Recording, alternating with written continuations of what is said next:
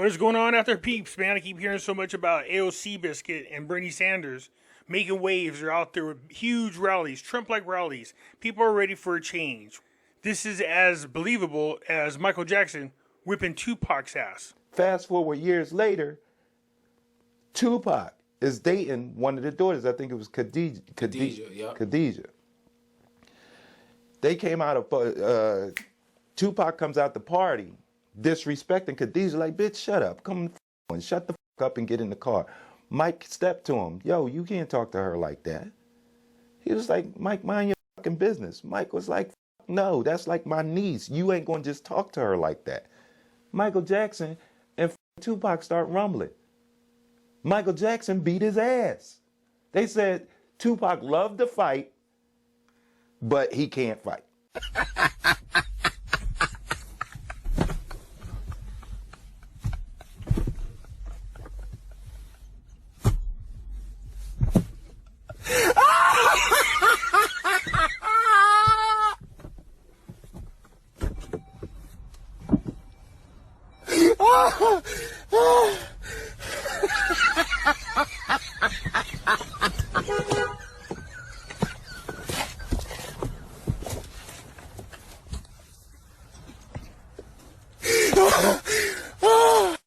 Okay, if you say so, you know what I mean? Anyways, let's get into this report because, as usual, the Dems were full of crap, and so is Bernie Sanders and Seabiscuit, trying to justify a couple of things. One, if they're so worried about the environment like they claim all the time, why are they taking private jets? We'll get into that here in a little bit. Two, the fact that they're taking private jets and they're going around campaigning against billionaires. It's just bullshit. They're just hypocrites, okay? In campaign funds on private jet travel over the years. How do you push back on both of those things? When's the last time you saw Donald Trump during a campaign mode at National Airport? Who gives a shit? Trump owns his own plane.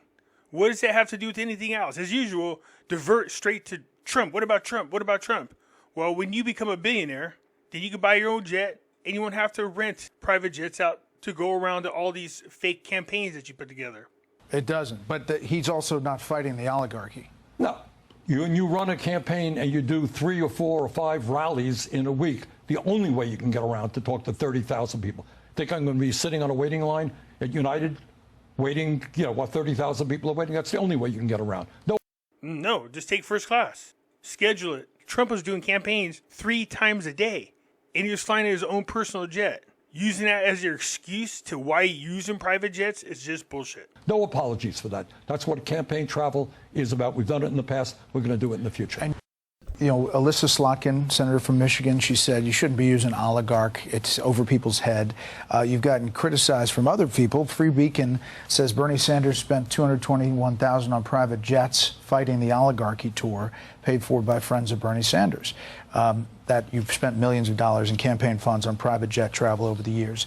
And you think that this is hitting a mark. You think it's scratching the itch that voters want to hear from. I think at a time when the people on top are doing phenomenally well, when seniors, working class people are struggling, people want to hear action to stand up to the people who have the wealth and the power and create an economy that works for all of us, not just the people on top.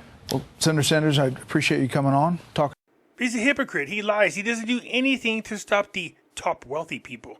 Here's some things about the top wealthy people you need to know. The National Study of Millionaires. The National Study of Millionaires by Ramsey Solutions found that 8 out of every 10 millionaires invested in their company's 401k plans. And that simple step was the key to their financial success. Additionally, 3 out of every 4 of those surveyed also invested outside of their company plans. So, who are the real millionaires that they're going after? Those people who saved up for retirement. That's who they're targeting. They're not going after those billionaires. Are you freaking kidding me? But you gotta love Bernie. Check this out. This is a guy with 2 homes because, he's fighting for the little man. One is his primary residence, which is located in Burlington, Vermont. The 4-bedroom, 2.5 bath home, now valued at $699,000. This property serves as Sanders' main residence and has been described as a colonial-style home built in 1981. He's also got a vacation home, lakefront cabin, situated in North Hero, Vermont. This 4-bedroom, 3-bathroom cabin currently estimated at a worth of $909,000.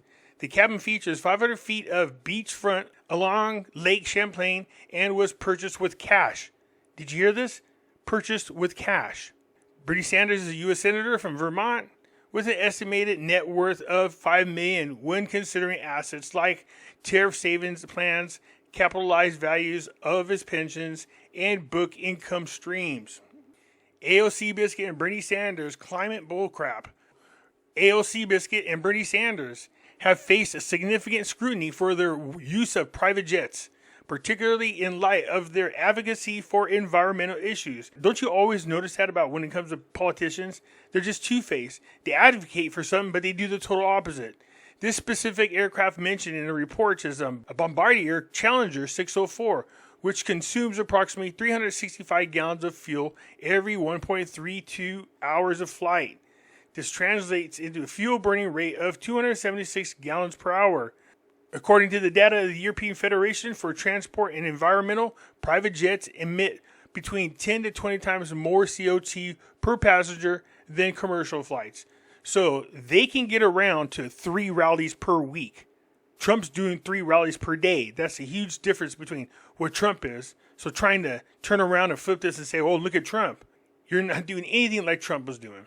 You wrote after the November 6th election this. It should come as no great surprise that a Democratic Party which has abandoned working class people would find that the working class has abandoned them. First, it was the white working class. Now it's Latino and black workers as well. While the Democratic leadership defends the status quo, the American people are angry and want change, and they're right. For more than I agree with what that guy said. That guy said, go on record. 100 days in, is it the same thing? Absolutely. Look, Brett, what we don't do as a nation is take a hard look at where we are on the issues of most relevance to ordinary people. Where are we? In the richest country in the history of the world, 60% of our people are living paycheck to paycheck. We have the highest rate of childhood poverty of almost any major country. We have the highest rate of senior poverty. 22% of seniors in America today trying to get by on $15,000 a year or less. Meanwhile, the people on top have never ever had it so good. One guy owns more wealth than the bottom 53% of the American households. Gee, I guess let's not take in consideration the fact that you supported a party and a president that allowed 20 million illegal immigrants to cross over into our country, caused a huge damage to everybody's financial situation. We are literally handing out hundreds of millions of dollars to these illegal immigrants while they're here. The housing, the motels, free houses, free medical care. Did we hear anything from Bernie Sanders about this? Did he say anything at all? Of course not. This is what I mean. He's a hypocrite. Most people understand that is insane. That is absurd. There is no reason why we should be the only major country not to guarantee health care to all people, why we have a housing crisis, why our kids can't afford to go to college. Gee, again, possibly all those illegal immigrants you let in, I guess had nothing to do with that? This Fox News poll, the opinion of the Democratic Party is now at 41% favorable. Why is that? Why is it so underwhelming? And the Republicans are a whole lot better. A little bit better, but not a whole lot, I agree. I'll tell you why.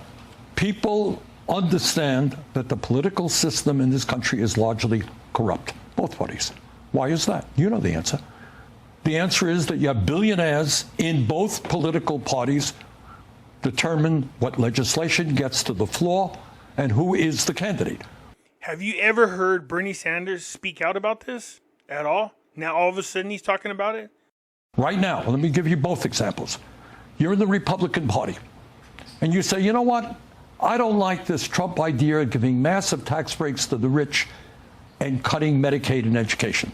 You get up and say that. What happens to you? The next day, Elon Musk says, I got unlimited amounts of money. We're going to run a candidate in a primary against you. Democratic Party side? What happens if somebody says, you know what? Maybe it's not a good idea to fund Netanyahu's war machine, which is creating starvation for children in Gaza. I'm going to vote against that. Next day, AIPAC is going to be running against you. We have a corrupt campaign finance system. Billionaires in both political parties are calling the tunes. The American people understand that. I want to play a clip from this BBC interview from former President Biden. Take a listen. It was a hard decision, but regrets there? No, I think it was the right decision. I think that well, it was just a difficult decision. But you shouldn't have taken it earlier. Well, I don't think so. I mean, I don't know how that would have made much difference. So should President Biden have gotten out of that race earlier? But I'm not going back a year. You're not going back? No, I'm not. You know, I don't want to. Isn't that a big part of where the Democratic Party is? No, it's not. It's nothing to do with Biden right now or Kamala Harris. The question is, what is the fundamental issue in politics? Which side are you on? Massive income and wealth inequality. You have the rich getting richer. Wealthiest people, large corporations control our economy. Billionaires control our political system. The question is, do you stand with the working class, with the elderly, with the kids, or do you stand with big money? Well, that's a great question, because now you have this tariff policy from President Trump. And it's really interesting that some Democrats have now kind of abandoned the pro-progressive thing that they had before, and they're agreeing with the Wall Street Journal editorial page. Isn't that amazing? You mean they're two-faced? They're hypocrites? Is that what you're trying to say, Brett? This is what I think. The idea to say, oh, we believe in unfettered free trade, no tariffs, and some Democrats are saying that, I think that's nonsense. The idea that you arbitrarily one day come up with tariffs on every country on earth for no particular reason, which is going to raise prices in this country, that's also absurd. I helped, not only did I vote against NAFTA and permanent normal trade relations with China, I helped lead the effort against those. Those were disastrous trade agreements written by corporate America, designed to allow corporations to shut down in America, move to China, move to Mexico, and hire people there at starvation wages. But you can thank the Democrats for that. NAFTA is Bill Clinton's project, although it wasn't agreed upon until later. It's still his project, the start of globalism. Very bad policy. So I believe in selective tariffs to protect American workers. But the broad tariff proposals that Trump brought forth, that is not the way to proceed. But if he gets some good deals with big countries like India, South Korea, Japan, and others come to the table with proposals, isn't he moving the needle? Isn't he changing the paradigm? If you do it selectively, if you have a situation where you're protecting the American consumer. He didn't ask you that question. He said, isn't Trump moving the needle? He's not going to agree to anything that Trump does that's really good for the American people. So listen to the question again and listen to Sanders' answer. He doesn't really answer the question. He gets some good deals with big countries like India, South Korea, Japan, and others come to the table with proposals. Isn't he moving the needle? Isn't he changing the paradigm? If you do it selectively, if you have a situation where you're protecting the American consumer, you know, when he says, I'm not concerned about toy prices, I think he doesn't understand what's going on for working class. Did Bernie speak up when inflation went up to above 9% thanks to the Biden administration? And now all of a sudden he's worried about prices for the little people? So selective tariffs that protect American workers and industry, good idea. Just across the board tariffs that raise prices, a very bad idea. You have this tour with Alexandria Ocasio-Cortez, Fight the Oligarchy. You've seen big crowds. Huge crowds. Explain it. Why do you think it's happening? I think, and by the way, we actually have information on this, Brett. It's not just, I'm an independent. We attract a lot of Democrats. It is not just Democrats coming out to our rallies. It is Republicans. It is a lot of independents. And why is that? I think there are a few concerns. Number one, when Trump gets inaugurated and standing behind him are the three wealthiest guys in America, Musk, Bezos, and Zuckerberg. And standing behind them are 13 other billionaires that Trump has appointed to head up major government agencies. People are really saying, really? This is a government of the billionaire class, for the billionaire class. People are worried about that. But does he explain to you how this is a bad thing? He doesn't say anything. He just throws it out there. Look, billionaire people are running these particular departments in the government. So what's the point you're trying to make other than the fact that you just want to throw out that these people are rich? You're not saying how they're hurting American people. You're not saying anything like that. That's what the Democrats do. They just generalize. People have to pin them down when you're talking to them and ask them to be more detailed. You don't have a president of the United States suing the media because they did stories you don't like. You don't have federal agents picking up college students. A president cannot sue the media just because he didn't like the stories. He wouldn't win in court. What he did was sue the media that committed defamation against him. They lied. They created stories that weren't true. But leave it to the Democrats to go, look, he's silencing the media by suing them. No, you can't just arbitrarily sue them. There are First Amendment rights. What the Democrats are leaving out, these people, they committed defamation of character. Just like with George Stephanopoulos claiming that Trump was a rapist. That was not true. Trump was not a rapist, so they got sued. And any other media that lied, that created false stories about Trump, Trump's going after it, and rightfully so. It isn't to silence these media people, it's to prevent them from lying like they always do. Who may have come from another country, throwing them into a van, taking them to a detention center without any charges being leveled against them. You don't have the President of the United States saying, oh, a judge ruled against me. We got to impeach that judge. What crimes is there to talk about? If you come across the border illegally, you've committed a crime. That's what the hell Sanders talking about. That is called authoritarianism. And I don't care if you're conservative or progressive and middle of the road guy. I would hope we all stand together against that movement toward authoritarian. And lastly, you're seeing policies that Trump and the Republicans are bringing forth with tax breaks for billionaires and cuts to Medicaid. They claim there's not going to be cuts. They claim they're taking out waste, fraud, and abuse. No. I understand what you're saying, right. But that's what they say. It's in the eyes of the beholder, waste, fraud. Look, you don't cut $800 billion without really devastating Medicaid, attacking Social Security. Where is the proof that this is happening? Trump already said he is not going to do that, and you're saying that he is. Where is your proof? He has no proof. This is what they do. They throw shit up against the wall and hope something sticks. Seniors, disabled seniors are going to have a hard time getting the program. But you know, there are a lot. Where's the evidence of any of that happening, by the way? It's funny how Sanders didn't say anything about all the inflation that Joe Biden created. It's funny how Sanders hasn't said anything about the illegal aliens that are coming over, costing prices to go up, costing the benefits that seniors get to evaporate even quicker. They're so worried about Medicare and all this other stuff, but they know that's going bankrupt. If it wasn't for Doge saving it, this thing was going to run out in 2030. You notice he didn't say anything about, thank goodness Doge came along and found some ways to cut some monies to help save the program. Never once did they say that. So you can see already what's going to happen. Trump's saying that Section 8 is only going to be for 2 years. This isn't a life support system. You're not going to live off the government and the taxpayers the rest of your life. You're responsible for your own life. What are the Democrats going to do? Oh my God, he's cutting Medicaid to the people who are the most needy. I can already see this happening. We found out that a plethora of payments were going out to senior citizens that didn't even exist. Trump started cutting those back and getting rid of that waste. And what they say? Look at Trump is attacking Medicare. They don't tell you the truth. They just lie.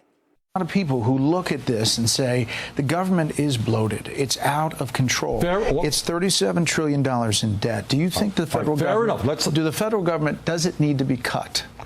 The federal government needs to be made more efficient. In some ways, it should be expanded. In other ways, cut. If you're asking me, is the federal bureaucracy a problem? You're damn right it is. Can we make it more efficient? Absolutely. That's exactly what Trump is doing. Bernie Sanders is a two-faced hypocrite liar. He's been in politics his whole life. He's never actually worked a real job. But then you see shit like this. AOC slapped with ethics complaint over troubling expenses made to dance company. So government accountability nonprofit is calling on the House to launch a probe into whether Seabiscuit, a Democrat, misappropriated her taxpayer-funded members' allowance. Americans for Public Trust, a nonprofit and nonpartisan organization, sent a letter to the Office of Congressional Ethics on Tuesday questioning several troubling expenses from AOC's disbursements, which they claim are in contravention of federal law and the standards of the House of Representatives. Each member of Congress receives a member representational allowance, a budget for office duties that may not be used for personal or campaign purposes, according to the Congressional Research Services. However, the squad member is being accused of using these funds for campaign purposes. AOC reportedly made a $3,700 payment to a Juan D. Gonzalez and another for $850 to Bamboozle Dance Company, with both expenditures described as being used for training. The progressive congresswoman had addressed the issue on her social media, claiming in a post on X, responding to the claim, she is wasting tax dollars 100% wrong, AOC Biscuit wrote. None of this taxpayer money. This is an FEC filing. Be loud and wrong about something else. Try again next time. Here is the complaint right here. But if you come down here, it says, the filing states that AOC Biscuit assertion that these expenses are an FEC filing and not reflective of her MRA, as well as her claim that none of this taxpayer money is both troubling and obviously incorrect. Either she does not know the difference between her campaign funds and MRA, or more likely, she knows the highlighted expenses were not for official businesses and should have been paid by her campaign and reported to the FEC. Trust me, when you look into the squad, how many of them actually continue to get busted for spending money that they should not be spending on personal items, it's sickening.